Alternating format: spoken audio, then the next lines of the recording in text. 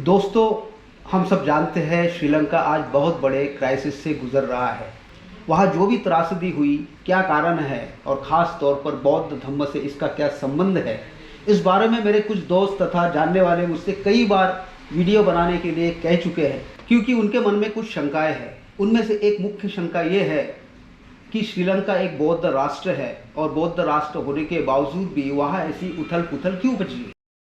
इसी एक प्रश्न के उत्तर के लिए मैंने ये वीडियो बनाया है। तो सबसे पहले बता दूं कि उनके इस प्रश्न की लाइन ही गलत है।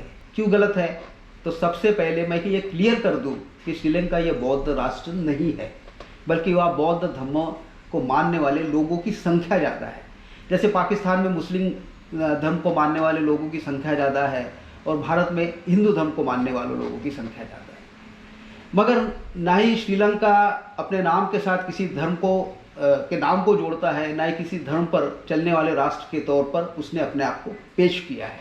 जैसे पाकिस्तान अपने को इस्लामिक रिपब्लिक ऑफ पाकिस्तान कहलाता है, मतलब इस्लाम पर चलने वाला गणराज्य। इसी तरह लगभग 26 देश जो मिडिल ईस्ट, अफ्रीका और एशिया में है, अपने नाम के आगे इस्लामिक धर्म को जोड़ते हैं। हमारे देश में भी कुछ लोग भारत की जगह हिंदुस्तान कहते हैं, हालांकि हमारे संविधान में ऐसा कुछ नाम नहीं है। दुनिया श्रीलंका को democratic socialist Republic of Sri Lanka के नाम से जानती है, जिसे हम हिंदी में लोकतांत्रिक समाजवादी गणराज्य कहते हैं, जो हमारे देश के लिए भी लागू है। वैसे दूसरे लोग भी जानबूझकर या अनजाने में मुझसे पूछते हैं कि श्रीलंका तो बौद्ध राष्ट्र है और बौद्ध लोग तो अहिंसा के पुजारी होते हैं, फिर वहाँ ऐसा हाल क्यों है। मैं अपने तरीके से उन्हें समझाते रहता हूँ कि ये कोई धार्मिक उत्पाद नहीं है, बल्कि उस देश के नेताओं के साथ जनता ने भी कई गलतियाँ की है, जिसका खामियाजा आज वहाँ देश भुगत रहा है। मगर फिर भी कुछ लोग वहाँ की बर्बादी को धर्म के चश्मे से देखकर कुछ लोगों में संभ्रम की स्थिति निर्माण कर रहे हैं। हालांकि उस देश की बर्बादी से हमारे देश की जनता को भी बहुत कुछ सीखने की ज़रूरत है, क्योंकि कुछ मापदंडों में हमारा देश भी उसी राह पर चल रहा है। तो चलिए हम इस पर श्रीलंका के ज़मीनी हालात, इतिहास और उस हालात में हम भारतीयों को क्या सबक लेना चाहिए, इसके बारे में विस्तार से बात करते हैं। पहले ये समझ ले कि किसी भी लोकतांत्रिक देश को तबाह होने के लिए धर्म तो बाद में आता है। पहले तो देश की नीति निर्धारण करने वाली लोकप्रिय सत्तासीन नेता और उन नेताओं की बनाई गई नीतियों पर आँख मूंद कर विश्वास करने वाली अंधभक्त जनता ही होती है। फिर विरोधी पार्टी मुक्त देश बन जाना या उस देश का विरोधी पक्ष वेंटिलेटर पर सांसें लेते रहना, जिसके कारण किसी भी नीति की गलतियां सामने ना आना या जनता पर उन्हें जबरन थोप देना, ये भी चीज़ें उतनी ही महत्वपूर्ण होती है। यही श्रीलंका के पतन का मुख्य कारण है। धर्म और देश ये दोनों अलग अलग संस्थाएं हैं, और जो लोग देश को धर्म के चश्मे से देखते हैं वो समझ ले धर्म जिंदा इंसानों के लिए होता है, देश के लिए संविधान होता है। और जिन देशों ने देश के साथ धर्म का नाम जोड़ लिया है, वह हर दिन कई इंसान शरीर पर टाइम बॉम्ब, फोटो पर धर्म का नाम और दिल दिमाग में खून खराबा करने की चाहत लेकर सड़कों पर निकलते हैं और कई जिंदा इंसानों के लिए मौत का सामान बनते हैं। ये उन देशों की सच्चाई है। मगर श्रीलंका के साथ धर्म का नाम नहीं जुड़ा है, ये मैंने आप लोगों को पहले ही बता दिया है। और धर्म की बात करें तो श्रीलंका और भारत में जो भी सांस्कृतिक आदान प्रदान होते आया है, उसमें भारत ने तो श्रीलंका से कुछ लिया हो ऐसा तो मुझे याद नहीं आ रहा है। हाँ, श्रीलंका ने भारत से एक अच्छी बात ली है, वह है बौद्ध धर्म। वहाँ पर 72% लोग बुद्ध धर्म को मानने वाले हैं, जिस कारण वहाँ जातियाँ लगभग नहीं है, जो हम भारतीय लोगों की खास पहचान है। हाँ, मगर श्रीलंका में धार्मिक विभाजन है। इस आइलैंड देश की धरती मूलतः सिंहली लोगों की है, जो बुद्धिस्ट है, तथा 10वीं शताब्दी में जब दक्षिण में चोल डायनास्टी का शासन था, तब से तमिलियन वहाँ जाकर धीरे धीरे बसने लगे, जो आज लगभग 12% है। 8% मुसलमान हैं और बाकी 8% कैथोलिक क्रिश्चियन हैं। अंग्रेजों के राज में इस आइलैंड देश को सिलोन नाम से पहचाना जाता था, मगर बाद में 1972 को यहाँ की सरकार ने उसका नामकरण किया श्रीलंका। श्रीलंका की प्रमुख भाषा सिंहली है, जो साउथ में बोले जाने वाली द्रविडियन भाषा से काफ़ी अलग है। मगर प्राचीन भारतीय भाषा पाली प्राकृत से काफ़ी मिलती जुलती है। श्रीलंका लोक संख्या के मामले में महाराष्ट्र के विदर्भ प्रांत से भी छोटा है। मतलब 2020 में वहाँ 2 करोड़ 19 लाख जनसंख्या थी, वही विदर्भ की आबादी उसी साल 2 करोड़ 55 लाख आकी गई है। श्रीलंका भारत के बाद मतलब 1948 में स्वतंत्र हुआ और सोने की लंका होने पर तो मुझे विश्वास नहीं है, मगर लोगों की आर्थिक स्थिति, शिक्षा और समृद्धि में हमेशा ही भारत से आगे रहा है या बेहतर रहा है। ये मैंने वहाँ जाकर अपनी आंखों से देखा है। मगर वहाँ कौन सी परिस्थिति के कारण आर्थिक तंगी के हालात पैदा हुए, इस पर पहले चर्चा करते हैं। किसी भी जगह कोई भी परिस्थिति अचानक पैदा नहीं होती है। जैसा कि कुछ बता रहे हैं कि वहाँ सब कुछ बहुत जल्दी में हुआ। जल्दी में कुछ नहीं हुआ, वहाँ की परिस्थिति धीरे धीरे बदलती गई है।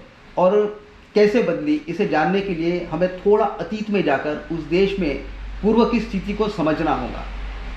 मैं जब नौसेना में था तब 2 बार नेवल कैडेट ट्रेनिंग जहाज ब्रह्मपुत्रा से कोलंबो में जाने का मौका मुझे मिला। तब मैं उस देश में घूमा और वहाँ के जीवन को नज़दीक से जानने की कोशिश की।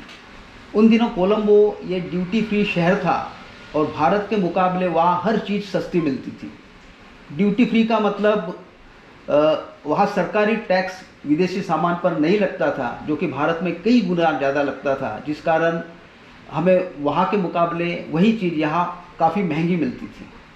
दूसरी बात, वहाँ पर अनेक दुकानें भारतीय तामिलियन मूल के लोगों की थी, जो वहाँ के मुख्य व्यापारी या दुकानदार थे। तामिलियन जो श्रीलंका के उत्तरी भाग जाफना शहर और पूर्व की किनार पट्टी में ज़्यादा संख्या में रहते थे। मगर कोलंबो जो कि श्रीलंका के साउथ में है, देश की राजधानी का शहर था, वहाँ आकर तामिलियन अपना व्यापार करते थे। तब मुझे वहाँ सिंहली और तमिल लोगों में किसी तरह की आपसी तकरार नहीं दिखी थी। और ये पूरा साउथ ईस्ट एशिया में श्रीलंका तब सबसे ज़्यादा प्रगत देश माना जाता था।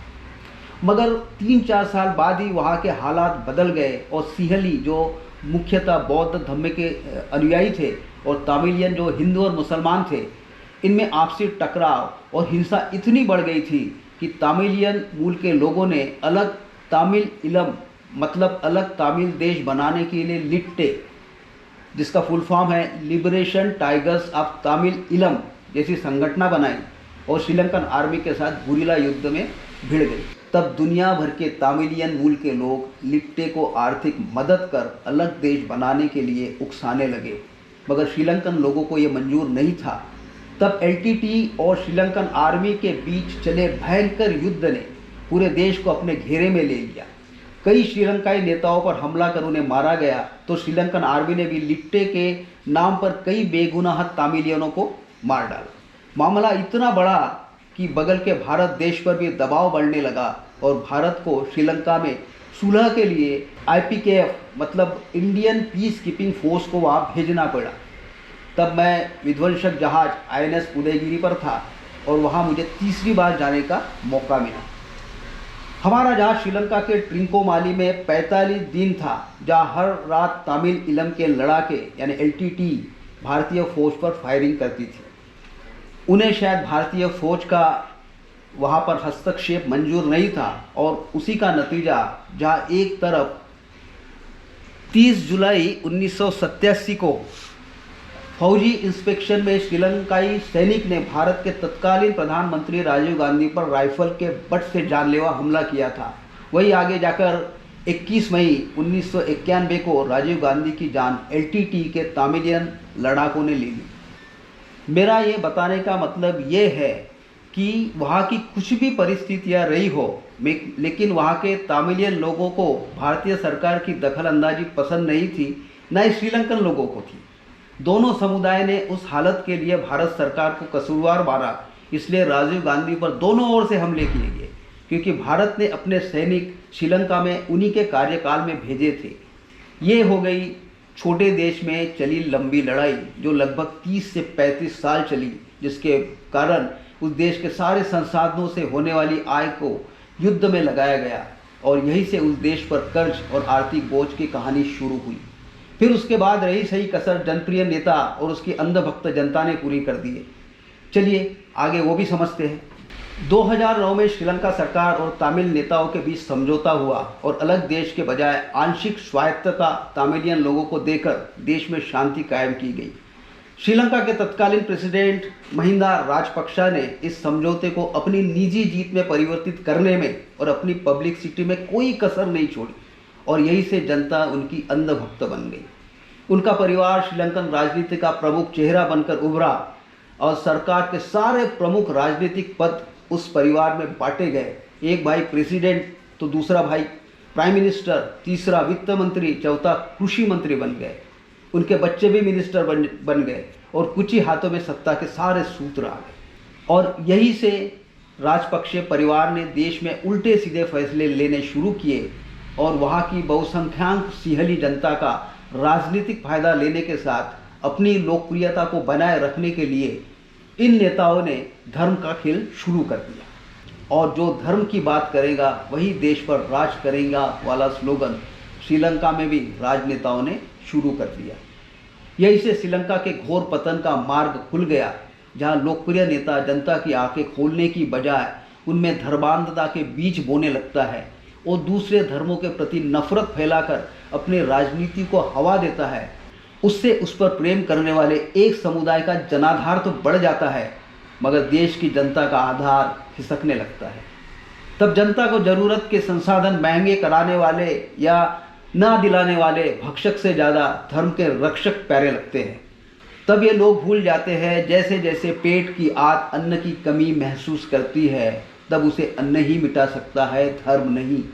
धर्म पेट भर खाने के बाद जीवन जीने के लिए बनाई गई सिर्फ व्यवस्था है, भूख मिटाने की व्यवस्था नहीं है। ये वहाँ के लोगों ने तब नहीं समझा। लोकशाही में जब एक ही पक्ष लगातार सत्ता पर काबिज होता है और कई सालों तक टिका रहता है और साथ में उसे जनता का बेशुमार समर्थन मिलता है, तभी वह अदृष्ट तानाशाह का भी जन्म होना शुरू होता है, जो सबसे पहले उसकी नीतियों का विरोध करने वाले को रास्ते से हटाता है और सारी लोकशाही की ढांचागत संस्थाओं को अपनी कठपुतली बनाता है। चाहे न्याय व्यवस्था हो, चाहे ब्यूरोक्रेसी हो, चाहे मीडिया हो, चाहे पुलिस हो या फिर चाहे मिलिट्री हो, मतलब कोई विरोध करने वाला बचे ही नहीं।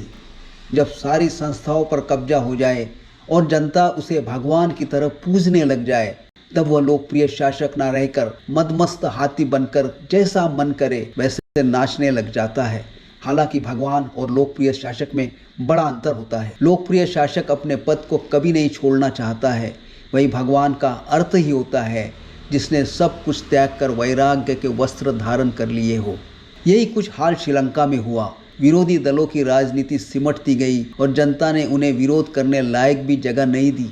जनता से मिले समर्थन से अभिभूत होकर राजपक्षा ने गृह युद्ध के बाद हुए नुकसान से देश को जल्द उभारने के नाम पर वर्ल्ड बैंक के साथ कई देशों से क्षमता से ज्यादा अंधाधुंध कर्जा लेना शुरू किया, जिससे कृत्रिम दिखावटी विकास तो दिखने लगा, मगर श्रीलंका को जो नैसर्गिक क्षमता प्रदान करती है और लोगों का पेट भरती है, वह अनाज की खेती, रबर का उत्पादन, चाय के बागान पर ध्यान नहीं दिया गया, जिससे उत्पादन घटने लगा।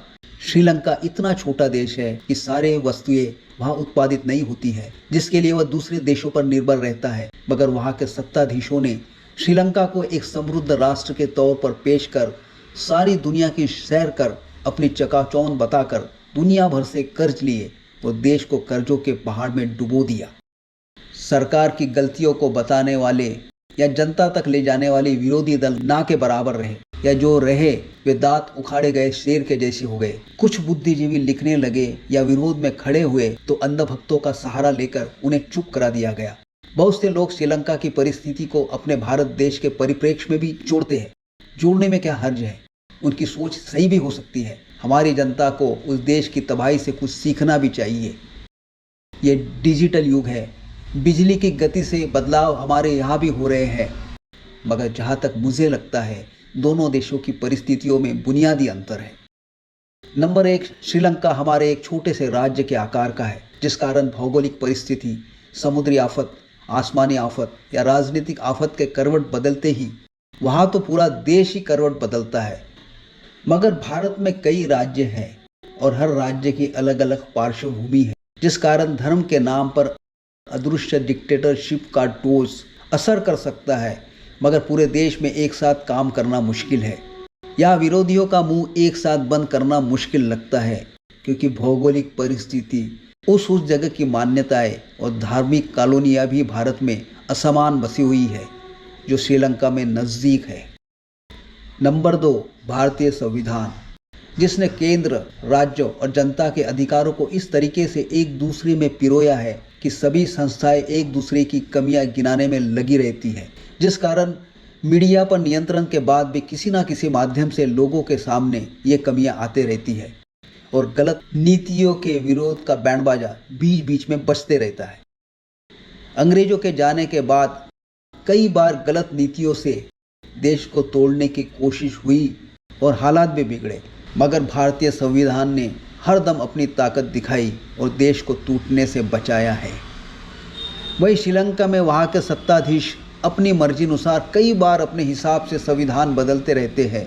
वहाँ स्वतंत्रता के बाद आज तक 3 बार संविधान बदलकर नया बनाया गया है, जिस कारण वहाँ राजनीतिक, सामाजिक और आर्थिक संस्थाओं में ठहराव नहीं है और लोगों का व्यवस्था पर से कई बार विश्वास डगमगाते रहा है।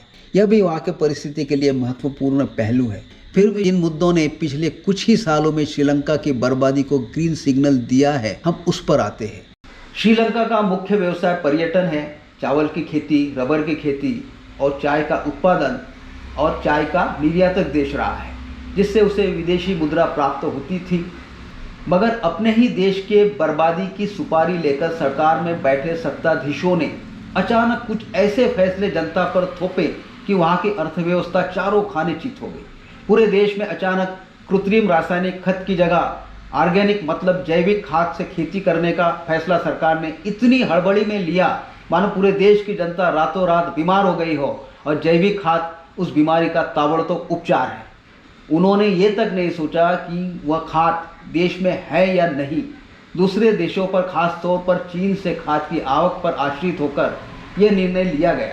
ऊपर से जैविक खाद से खेती करने की अनुभवहीनता ने वहाँ के किसानों की कमर तोड़ दी और देश की खेती चौपट हो गई और अनाज की भारी गिरावट से दूसरे देशों पर अनाज के लिए श्रीलंका को पूरी तरह आश्रित होना पड़ा। चाय और रबर की खेती में वही हाल रहा। निर्यात बंद तो स्वाभाविक है, विदेशी मुद्रा का आना बंद हो गया। वैसे मैंने सारे आंकड़े निकाले हैं, मगर वो बताते रहूँगा तो वीडियो लंबा खींच जाएगा, इसलिए सिर्फ कारण बता रहा हूँ। पहले तो अंधभक्त जनता ने सरकार के सारे निर्णयों का स्वागत किया, मगर जल्दी उसका निगेटिव असर भी दिखने लगा। ऊपर से कोरोना ने बाकी कसर पूरी कर दी। एयरलाइंस बंद तो पर्यटन बंद। पर्यटन श्रीलंका के लिए विदेशी मुद्रा का प्रमुख स्रोत रहा है, वह भी चौपट।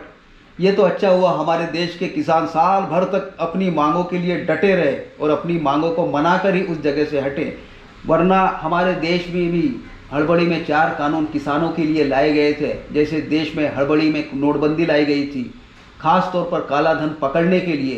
काला धन तो नहीं पकड़ा गया, उल्टा जिनके पास वो था उन्होंने उस आपाधापी में उनके काले धन को जरूर सफ़ेद कर दिया और उन्होंने ही सरकार द्वारा दिए गए इस काले धन को बदलने के मौके को ऐतिहासिक कदम बताकर सराहा। श्रीलंका में एकाएक निर्णय से खेती चौपट, देश छोटा मगर विदेशी कर्ज का पहाड़ देश पर पहले से ही था। उसका बैज, खजाना खाली। श्रीलंका छोटा देश होने से बहुत सी चीज़ें मसलन दवाई, पेट्रोलियम सामान और अनाज बाहर से मंगाता है। खजाना खाली होने से उन सब चीज़ों का आना बंद हो गया, विदेशों से कर्जा मिलना बंद और जो सामान देश में बचा था उसकी आसमान छूती कीमतें और खाने पीने की चीज़ों की किल्लत ने सारे देश को पहले हमारे यहाँ की नोटबंदी के जैसे वहाँ पर भी पहले लाइन में लगाया और फर्स्ट कम फर्स्ट बेसिस पर चीज़ें जनता को खरीदने के लिए रखी गई। हर चीज़ के लिए लाइन। जब चीज़ें खत्म तो भूखा रहने की नौबत। लोकल पैसे की वैल्यू कौड़ियों के बराबर हो गई। श्रीलंकन सत्ताधीशों ने एक के बाद एक कतार से इतने गलत फैसले लिए कि जनता बेबस हो गई। ना ही विरोधियों के पास इतनी ताकत बची थी कि वो सत्ता पर आ सके, ना ही कोई उपाय कर सके। राष्ट्रवाद के नाम पर धर्मवाद की चादर के नीचे सारा कुछ छुपाने की कोशिशें भी श्रीलंका के सत्ताधीशों ने बहुत की। कुछ हद तक साधारण जनता मूर्ख भी बन गई, आपस में बढ़ भी गई। मगर जब पेट की आग शोलों में परिवर्तित होने लगी तब सत्ताधीशों के समर्थकों की आंखें भी खुलने लग गई। मगर तब तक बहुत देर हो चुकी थी और पूरा देश कंगाल हो चुका था। और उसके बाद सारी जनता ने धर्मों को भुलाकर सत्ताधीशों के सारे स्तंभों को धाराशायी करते हुए राष्ट्रपति के महल को ही अपना आशियाना बनाया। और जब तक सत्ताधीशों ने अपनी कुर्सी नहीं छोड़ी, उन्होंने राष्ट्रपति महल को नहीं छोड़ा। और यही श्रीलंका का पूर्ण सत्य है। वहाँ के सारे मुद्दे पेट से जुड़े हुए थे, धर्म से नहीं। और पेट का मुद्दा दुनिया का सबसे बड़ा मुद्दा है।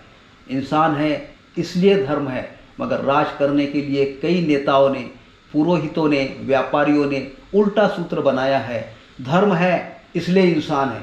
इस सूत्र से इंसान के दिमाग की आग कुछ भी जलाने को आगे पीछे नहीं देखती है।